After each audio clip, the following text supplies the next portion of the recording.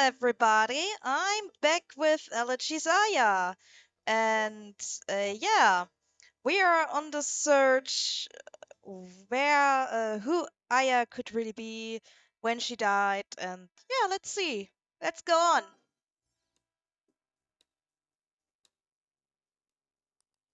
Oh boy. Right now, um, today I click back to the bookmark where I left off last time and continue skimming through the stories of the past years. A mayoral election, a new restaurant opening downtown, a search for a missing university student.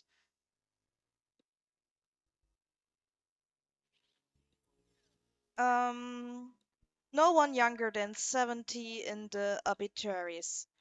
Next.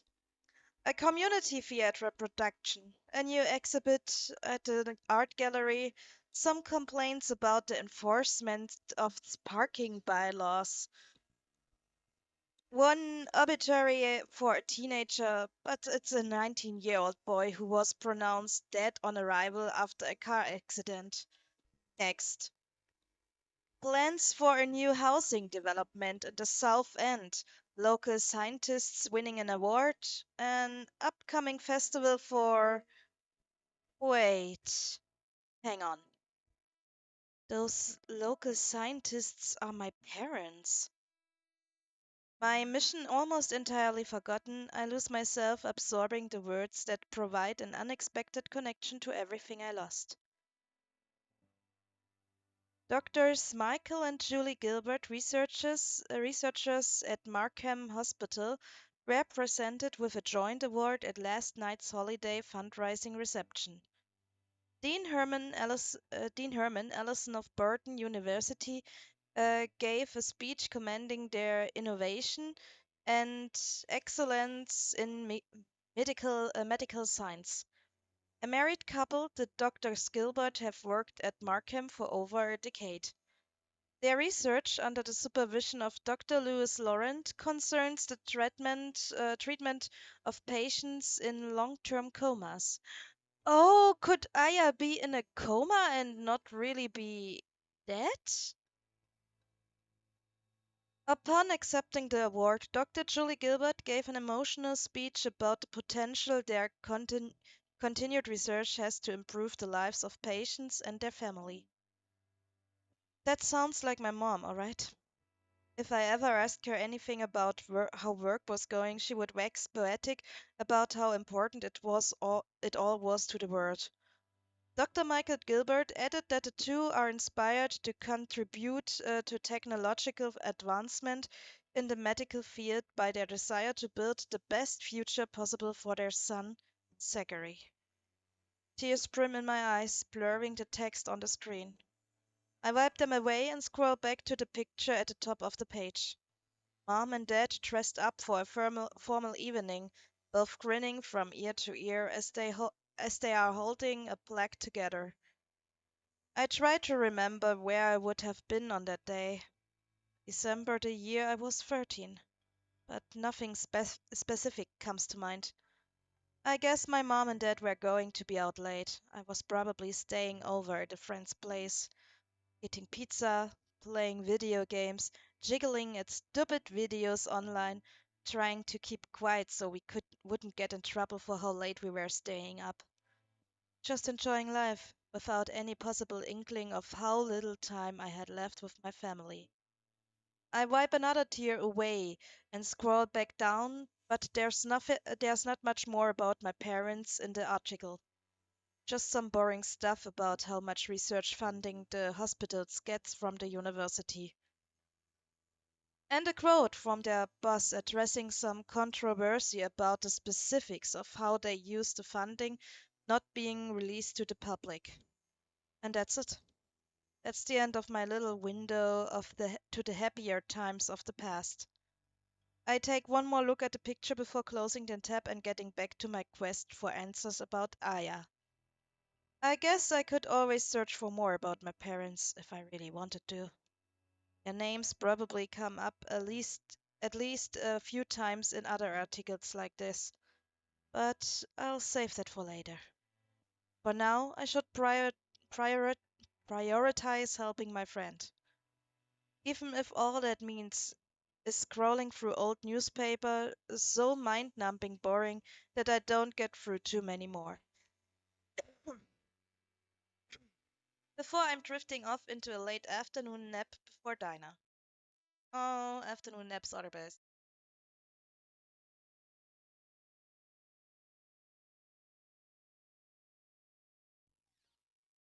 As usual, dinner at my new house is a pretty subdued affair. Shortly after I wake up, Aunt Claire emerges with bags under her eyes and paint on from the unfinished basement room she's been using as an art studio and throws a frozen pizza in the oven. We eat on the living room couch because we don't have a dining room table yet, both of us only half paying attention to the old sitcom reruns playing in front of us on the TV. Once our simple white plates are empty of everything except crumbs, Aunt Claire hits the off button on the remote and turns to face me, an expression of solemnity and concern in her tired eyes. So, you doing okay, kid? Huh? I. I'm fine. It's an honest answer. I'm really doing all right for the circumstances. It's just. My aunt shifts her seating position a few times, her eyes darting back and forth between mine and the blank screen on the silent television. Look, I'm not gonna tell you what to do. I don't want to come into your life after 16 years, after everything that happened to you, and start lecturing you about your choices or anything. I know that I'm not. She sighs heavily. My eyebrows furrow as I attempt to anticipate what she's getting at. I'm not your mom. Yeah, we understand it. She swallows nervously, barely monitoring my reaction out of the corner of her eye. And I'm not trying to be.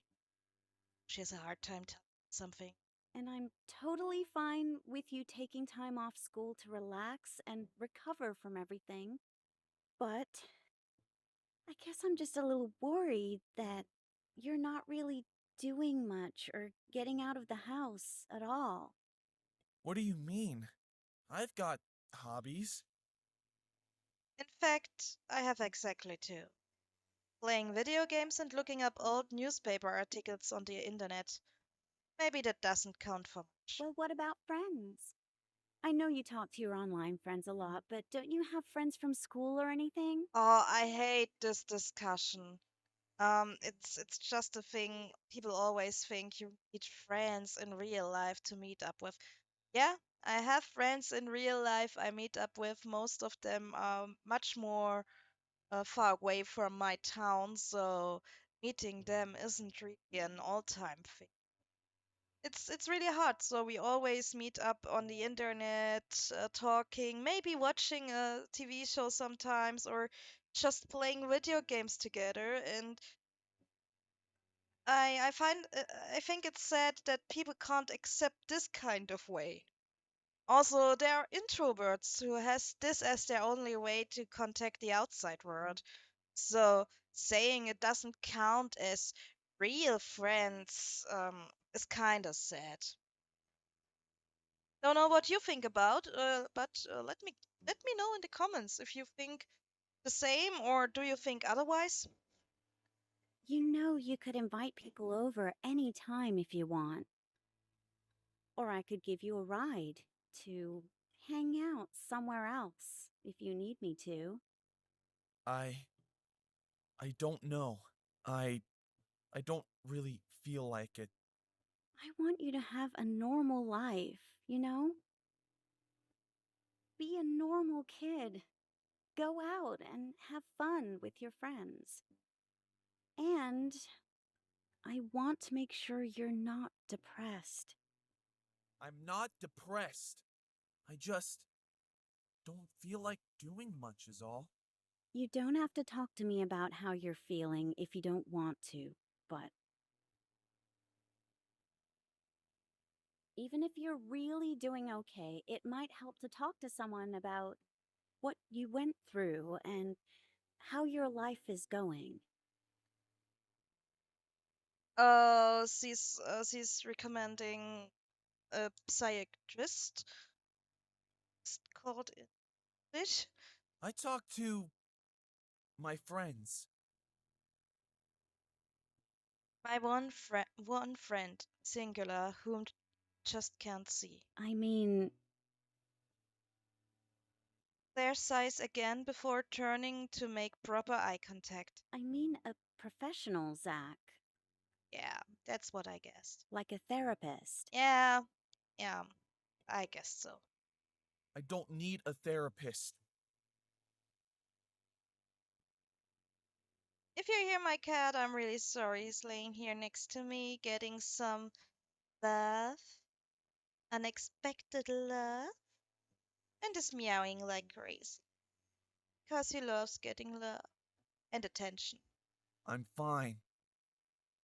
Zach, you've had some serious trauma, and even without that, it can be helpful to.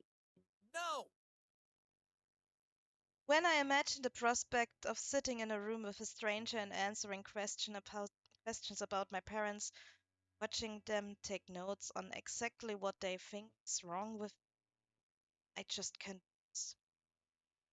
Um, I don't think a therapist is a bad choice if you need someone to get a load of. Sometimes it helps to speak with a stranger who doesn't know anything about you because it could provide you another perspective of your life.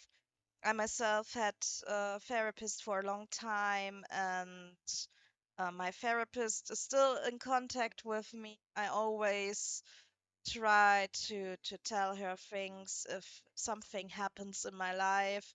Um, Last year I had a sitting in her as I got the results of my dad that he has cancer, and um, talked with her and just let off all the feelings I couldn't do with my friends or with my mother or so, because it was my mother or my father who made me feel things that I didn't want to load off on them because I was scared it could hurt them. So I talked with my therapist and explained how angry it made me that my father didn't told me everything. Um, yeah, so it really helped, and it's sad that weeks later died. I didn't see my therapist after this. I saw her a whole year not, um, and she's kind of worried. My mother's always also with her, um, taking sessions, taking a load off sometimes, and she's always asking my mother how I doing, how I'm doing. Um, And yeah, my mother is worried, and she's worried because I had a big depression in my past nearly 8 years ago now, and I was on the brink of dying. I wanted to die, and yeah. So it could help talking to a therapist, getting the load off your shoulders if you don't want to talk with friends or family about it because you're scared that they would never understand you. But I also can relate to the thought not telling a stranger anything because um, you really need a person you can trust when you talk to them. So yeah, that's just my sense. Okay, okay. You don't have to if you're not comfortable. But if you ever think it would help, your doctor recommended a few people.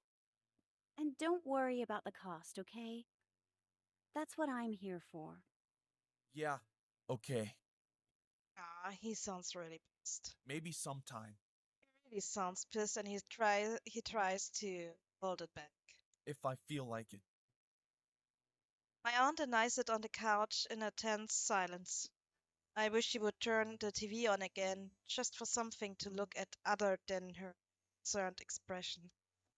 The sparse furniture surrounding us, or the cast that's still on my broken leg. She doesn't. All I can hear is her shaky breathing till she finally speaks again. Hey, you know, there's gonna be a pretty cool craft fair in town the weekend after next. A craft fair? Her light and casual tone comes across affected and unnatural, but I know I should at least appreciate that she's trying. Yeah, lots of different local artisans selling stuff like handmade clothing and pottery and little wood sculptures, stuff like that. Some of my friends are in it. They're going to be setting up stands all over Martin Street downtown. And there's food too. Oh, food! Food on a fair is great. Why don't we go check it out? That'll be after you get your cast off, right? Yeah, I guess so. So you'll be able to walk around a bit more, and we can say hi to my friends and maybe find some decorations to brighten this place up. What do you say, kid? I shrug. Sure. Even though she's the one trying to cheer me up, I feel like I'm only agreeing to make her happy. Great. Well, that'll be fun. Uh, yeah. He's not really into art, I guess. She continues to sit there, still not turning the TV on, but now with an awkward smile plastered on her face. I'm going to go up to my room now, okay? Okay. Some of the tension in Aunt Claire's shoulders seems to relax. I wonder if she's just as relieved as I am to have reached the end of this conversation. There's some cheese and crackers in the kitchen if you need a snack later. Have a good night, kid. Thanks.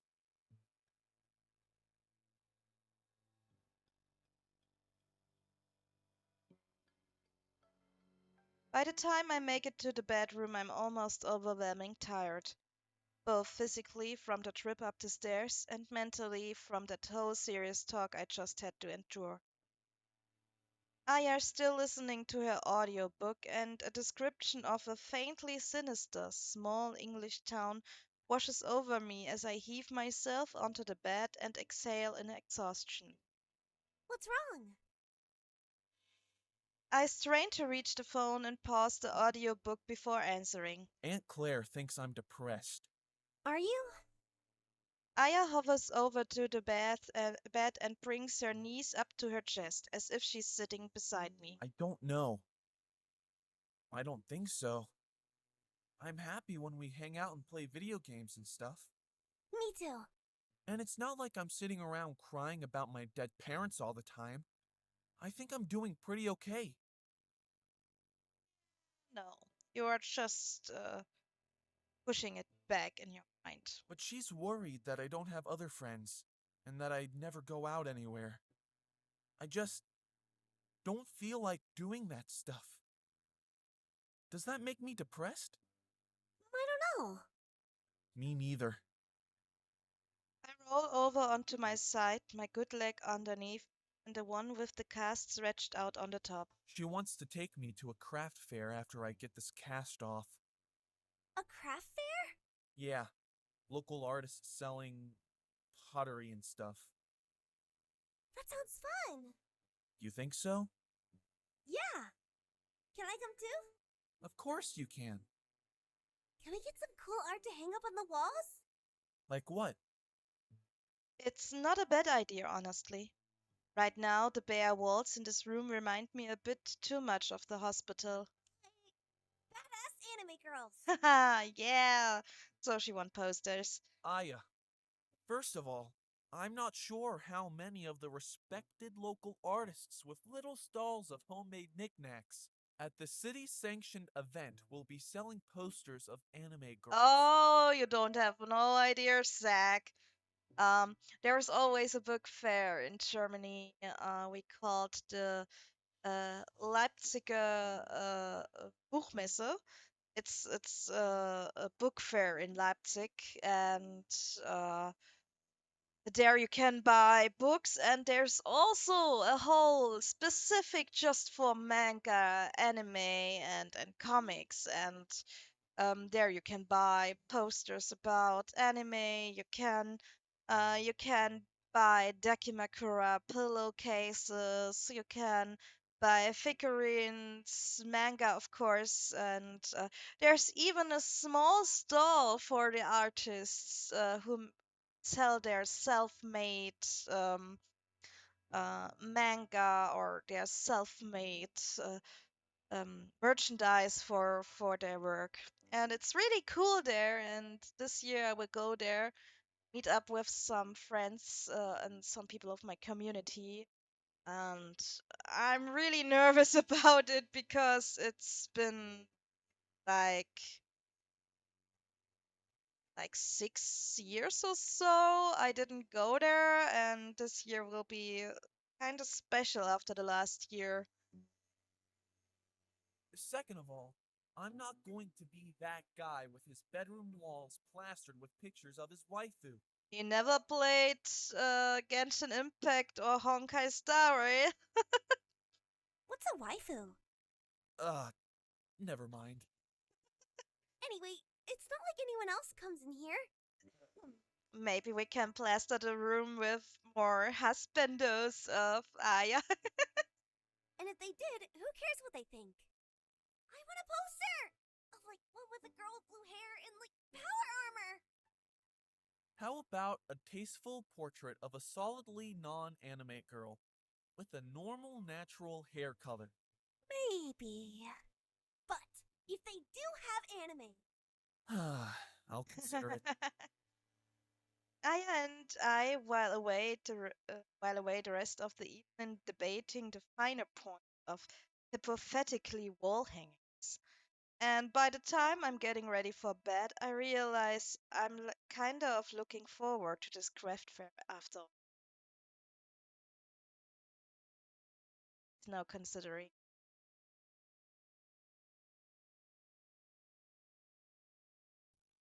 I have to admit it once we get there. Craft fair actually looks pretty cool. The whole street is shut down to make room for the artists' stands, and some of them have all kinds of crazy looking stuff on display. All of it is colorful and unique and clearly crafted with love and passion. Groups of people are milling about everywhere. It must be the biggest crowd I've seen since before the fire. Not to mention Zack, Zack, look at all the dogs! that there are also lots of people walking really cute dogs. The sky is clear and everyone's got a smile on their faces. It's a really nice day. Want to grab something to eat before we start looking around? Sure.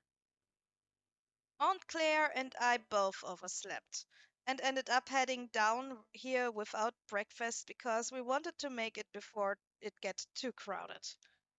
Either we completely failed or it's going to be absolutely packed later in the day. I hear this cafe is pretty good. Hopefully, it's pretty fast too. The lines for all the cafes and fast food places on the street are spilling out onto the sidewalk. Aunt Claire and I take up a position at the end of one of them while Aya flits around between the different stands nearby. We gradually shift a bit closer to the entrance, and I watch as Aya crouches down next to a golden retriever, an expression of pure joy on her face. Hey, Claire! Claire! Huh? I pushed the button. My aunt and I both turn our heads in the direction of the exuberant shout. Um, we spot the proprietor of a pottery stand waving widely. Oh, that's Sylvie. I'd better run over and say hi. Mind holding our spot in line, kid? Sure. If it speeds up before I get back, Aunt Claire hands me some cash from her pocket. grab me a latte and a banana muffin or something. Okay. She runs off to talk to her friend, and I lean on my shiny new cane as I wait for the line to move. I can walk a little bit now with the padded boot I have in place of the cast. But the muscles in my bad leg are still really weak from how long they went unused. It gets sore and tiring quickly, and the doctor says I need a lot of physiotherapy. At least a cane is way less of a hassle than crutches. And it looks a lot cooler too. If you don't look down and see my whole lower leg encased in what looks like some kind of astronaut's moon shoe anyway. I gaze down the street and see Claire and her friend in what looks like an extremely animated discussion about pottery. Nearby, Aya is gesturing just as dramatically in a much more one-sided conversation with the poodle. I wonder if the dog can actually see her. Aren't they supposed to be more sensitive to supernatural stuff than humans? Maybe I should see if I can convince Aunt Claire to get a dog. Although, I guess I should wait until I'm well enough to take it for walks for longer than a few minutes. Order for Sloane! From inside the propped open door of the cafe, I hear a young man called out a familiar name. I get a sinking feeling in my chest as the customer in question grabs her coffee and shoulders her way back out onto the street. Zachary, Fuck this girl again. is that you? She stops on the sidewalk next to me and I sigh deep, willing the line to move faster so I can escape. Detective. I'm off duty right now, Zachary. You can just call me Tyrell. Yeah, I'm not going to do that. Also, who addresses people by their last name anymore? Especially when she's constantly presuming to be on a first name basis with me. I'm glad to see you back on your feet, so to speak. I'd be glad to see you walking away right now. Mm. Oh, come on, we try to be polite. Nice to see you too, Detective. Here for the craft fair? Actually, this just happens to be my favorite cafe. I should have known it would be packed today, though. Yeah, right. I'm sure it's just a big coincidence that she's here. She sips her coffee while still standing stubbornly next to me on the street. I look for Aunt Claire to save me, but she's focused on her friend's artwork, and the line ahead of me isn't going anywhere. How long does it take these people to order a cup of coffee? So you're living with your aunt now? Yeah, she's right over there, actually. I point in Claire's direction, hoping some supernatural sense that someone is talking about her will summon her over. No such luck. You're lucky you have a family to take care of you, Zachary. After my father died, I bounced between different foster homes until I had turned 18. It was a very difficult time in my life. Um, ask her what happens to the rest of her. There was no one else? What about your mother? My mother, well, that's a long story. Let's just say we didn't get along. Not like you and your parents, Zach. I understand you love them very much. Yeah, I miss them.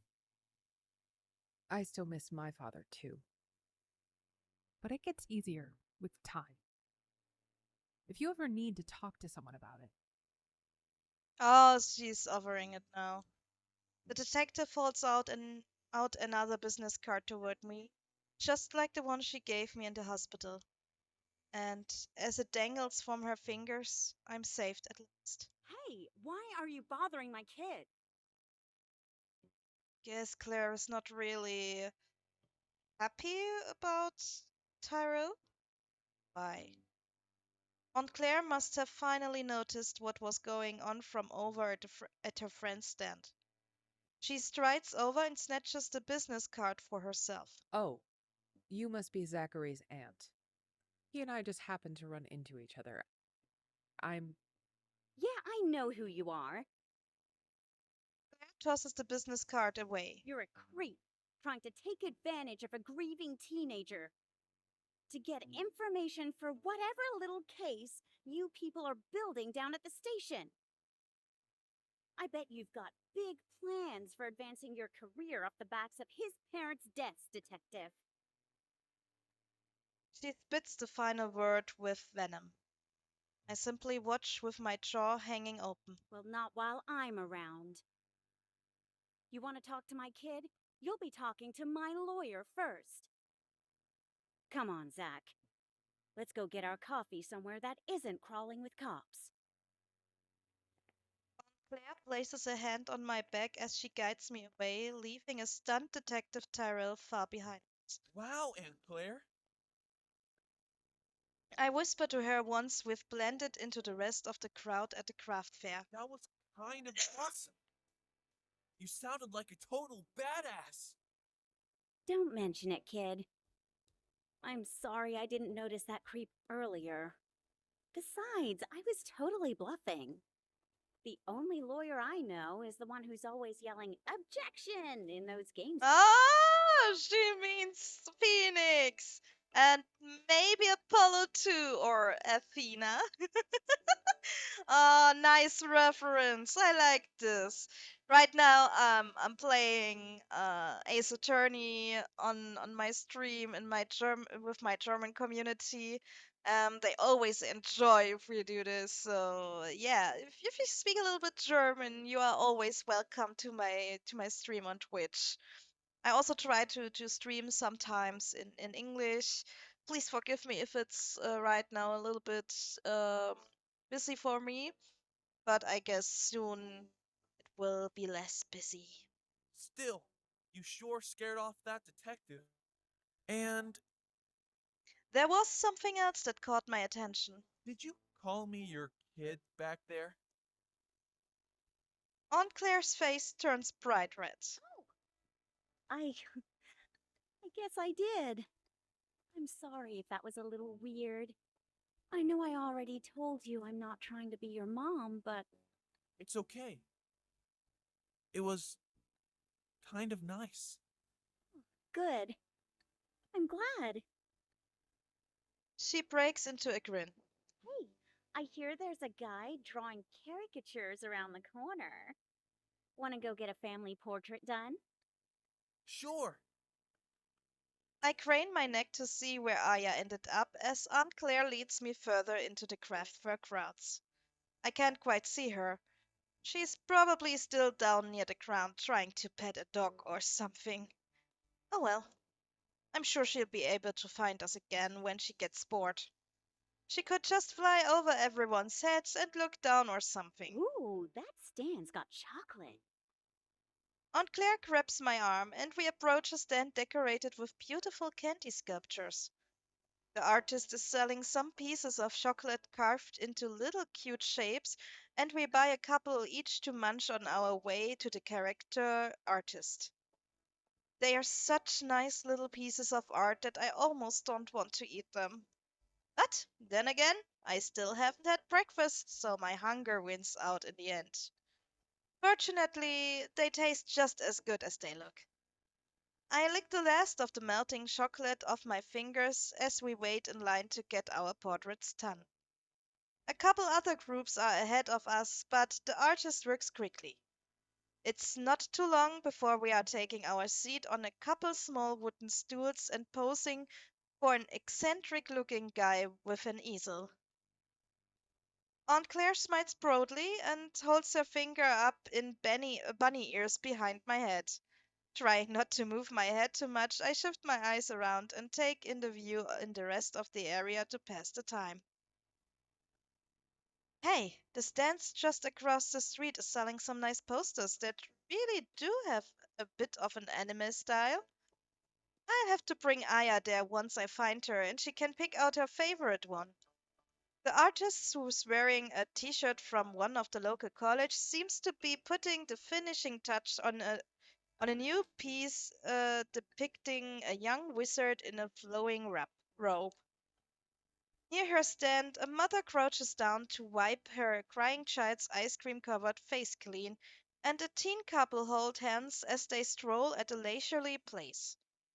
A brightly colored sign advertising various flavors of ice cream catches my eye. That must be where the little kid got his. I wonder if Aunt Claire would let me get ice cream even though we just had chocolate. Maybe if I ask really nicely. The ice cream place is nestled in between a clothing store and what looks like some kind of boring health food restaurant. The crowd is thinner than in that area, and I notice a huge dumpster in a dingy looking alleyway beside the restaurant. Then I find myself doing a double take. Someone in that alley just standing there on his own, and something somehow strikes me as terribly off about him. Try to tell myself he's just a restaurant worker on break, but he sure isn't dressed like some. Fact, he's wearing a suit, tie. There's no way it's that fancy a restaurant. Isn't doing anything either. Checking his phone, smoking a cigarette, anything else you might expect a guy chilling out by himself to be doing to kill time. It's just standing there. While he's much too far away from me to make out the details of his face. I could swear he is staring back in my direction. The worst part is, somehow, even from this far away, getting a creeping sense of having seen that guy somewhere. And done! I shake off my anxiety about the alleyway weirdo as I lean on my cane to get up and take a look at the drawing. There's nothing to worry about. It was just some guy standing around. Maybe he's selling drugs or something. Whatever, it's nothing got to do with me. What do you think, kid? I say it's a pretty good likeness. Oh, this is cute. I can't help but chuckle as my aunt gestures toward the picture of the two of us. It's all cartoony and exaggerated, but the artist really did capture some recognizable details. Looks great. Yeah, I love it. The artist rolls it up in a cardboard tube for us, and Aunt Claire tells him to keep the change as she hands him the money. So, where to next? Can we head back to where we started? That detective is probably gone by now, right? And there was some stuff I wanted to see over there. Really, I want to find Aya. As silly as it may be to get all creeped out over some random shady looking guy I happen to notice, it does make me want to double check that she's okay. Sure. I should introduce you to Sylvie. She'd love to meet you. Rolled up character in hand, Aunt Claire leads the way again. I follow along behind her, keeping my eye out for any glimpse of my ghostly friend. The crowd gets thicker as we approach the fair's more central areas, and it starts to become difficult to find ways to weave in between everyone while still observing my surroundings. You'd think the fact that I'm obviously injured would inspire people to give me a wide berth, but no such luck. I bump into at least a couple running children and one distracted dad on his cell phone. Even Aunt Claire gets a bit too far ahead of me at one point before noticing and doubling back. I guess the huge cardboard tube she's carrying is a little more effective at warding strangers off. In an emergency, maybe she could use it as a weapon. Scanning the crowd as we go, I finally catch a glimpse of a familiar flickering out the corner of my eye. I stop and strain to find it again. The guy behind me grumbling when I put a halt to his progression down the street. There, she's off to the side by one of the shop's windows. You go ahead, Aunt Claire. I think I see someone I recognize. Okay. Meet you back near where we started? Sounds good.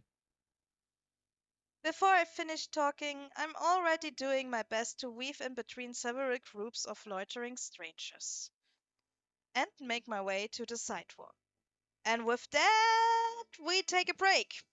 Again, I know my timing is not really good to making these breaks, but I really don't want to make this episode so long for you, and we have a lot to experience in the game and to enjoy. So let's enjoy it together.